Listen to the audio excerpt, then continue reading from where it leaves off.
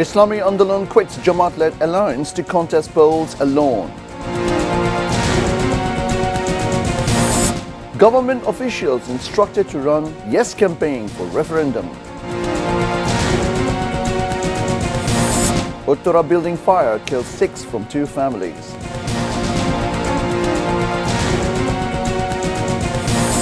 And Begum Khaleda recalled at Citizens' Condolence meeting.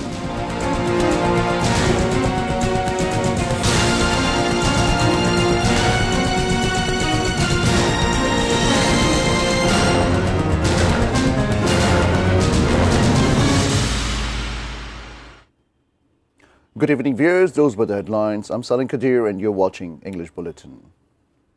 We now follow with the details. Islami Andolan Bangladesh announced that it will contest 13 parliamentary elections alone in 268 constituencies, pulling out of the Jamaat-Islami-led 11-party alliance. Senior Joint Secretary General Ghazi Ataur Rahman announced this at a press conference at Central Party Office in Dhaka's Purana Bulletin this afternoon. The announcement formally ended Islami Andolan's involvement in Jamaat-led alliance ahead of the polls. The Chormanai Peers Party will take part in the polls alone with hand-fan symbol as the nominations have been valid in 268 seats. Party leaders said Islami Andolan has no intention to form alliance with BNP or Jatiya Party.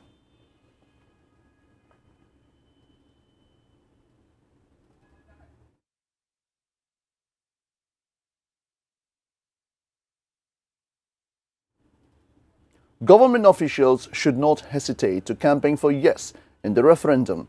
However, they must remain neutral over the national elections. Advisor to the Ministry of Liberation War and Disaster Management Farooqi Azam and Health Advisor Nurjahan Begum gave this instruction at a meeting with the co-officials of all districts of Sylhet Division on the referendum on Friday morning.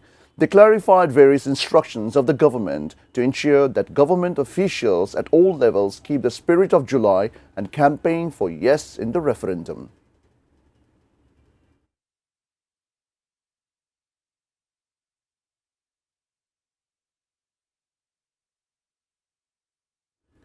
At least 6 members of 2 families were killed in an incident of fire at a 7-story residential building in Dhaka's Uttara. The fire broke out on the 2nd floor of the building in Sector 11 at around 7:30 a.m. on Friday. Being informed, 2 firefighting units reached the spot shortly and brought the blaze under control at around 8:30 a.m. The fire was completely doused by 10 a.m. Bodies of 2 women and a man were recovered from the spot. 13 individuals were rescued from inside the building and taken to different hospitals where 3 others succumbed to the injuries. A citizens' condolence meeting in memory of BNP chairperson and former Prime Minister Begum Khaleda was held at the South Plaza of Parliament. The program commenced shortly at 3 p.m. with recitation from Holy Quran. BNP chairman Tariq Rahman attended the morning meeting along with his family members. Invited guests began arriving at the venue, the South Plaza of the Jatiya Sanshad Bhavan in the capital from early afternoon. Senior leaders of BNP, including members of the party's standing committee, joined the Citizens' Condolence meeting, chaired by former Chief Justice J.R. Mudassir. Diplomats from various countries stationed in Bangladesh also attended the event.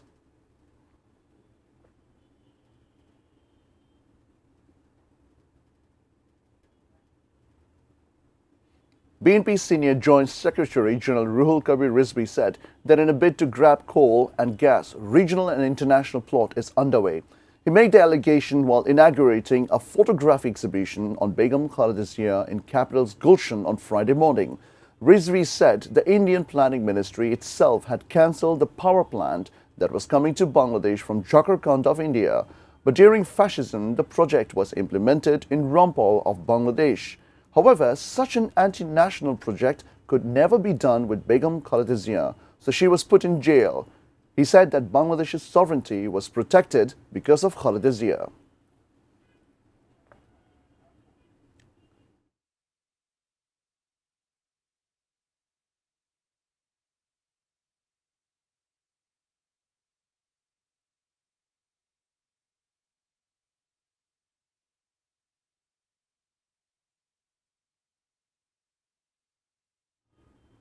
We now follow with a short break and we will be back soon with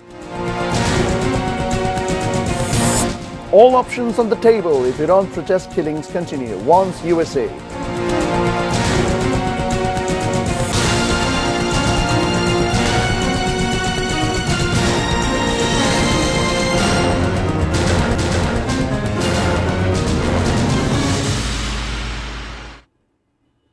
Welcome back, you're watching ATN News. This is English Bulletin. Liquid petroleum gas LPG cylinder worth Taka 1300 is being sold at Taka 2300 to 2500 due to supply shortage. People across the country are now relying on the electric oven to get relief from the ongoing crisis over LPG prices. Dealers stopped selling LPG cylinder last week. After holding meeting with the authorities, they resumed the sale, but crisis still remains. Consumers complain that pipeline gas is not available even after paying regular gas bills. So they have no other alternative of buying cylinder gas at an excessive price.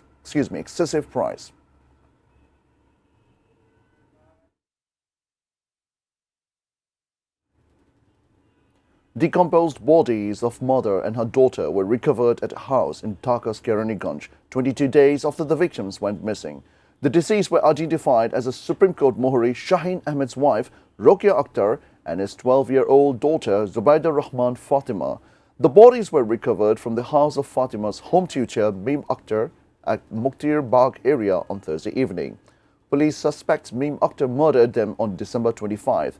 Police said they took some individuals into custody for primary questioning and arrested home tutor Meem Akhtar and her younger sister in connection with the incident. The duo hid a body under the bed and one from a bathroom ceiling.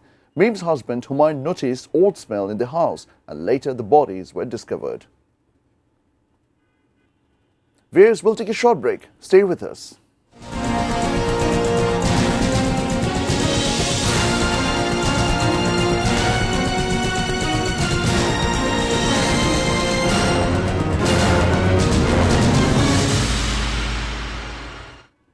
Welcome back. You're watching English Bulletin. We now begin with news around the world.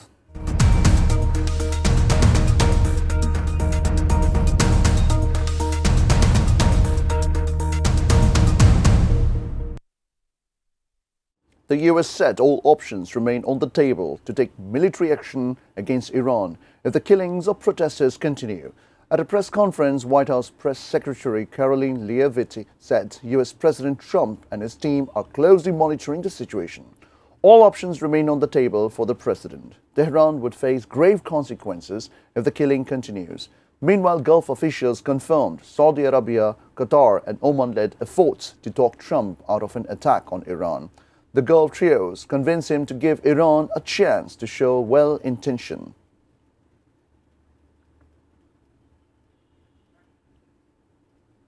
The US has seized a sixth tanker in the Caribbean Sea in its ongoing efforts to control exports of Venezuelan oil. In a pre-dawn operation on Thursday, US Coast Guard boarded the vessel Veronica and seized the ship as Washington moves to take full control of Venezuelan oil resources. US Homeland Security Kristi Noem said the vessel previously passed through Venezuelan waters. It was operating in defiance of President Trump's established quarantine of sanctioned vessels in the Caribbean.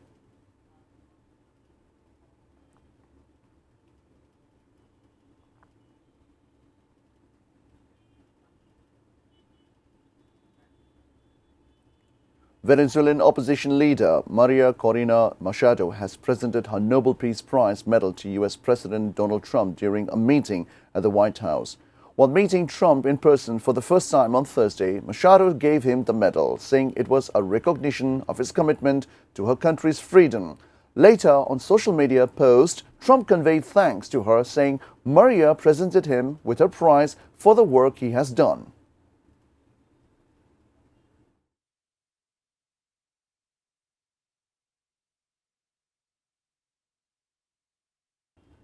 Before ending the bulletin, we have top stories once again.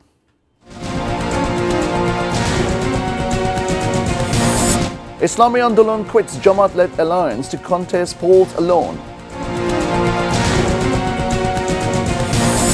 Government officials instructed to run yes campaign for referendum. Uttara building fire killed 6 from 2 families.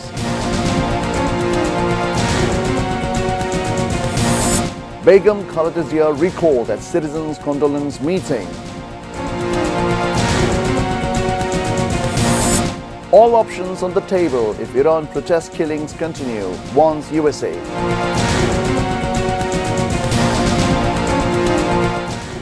That's all from the newsroom for the moment. Thank you for being with us. Until then, see you soon.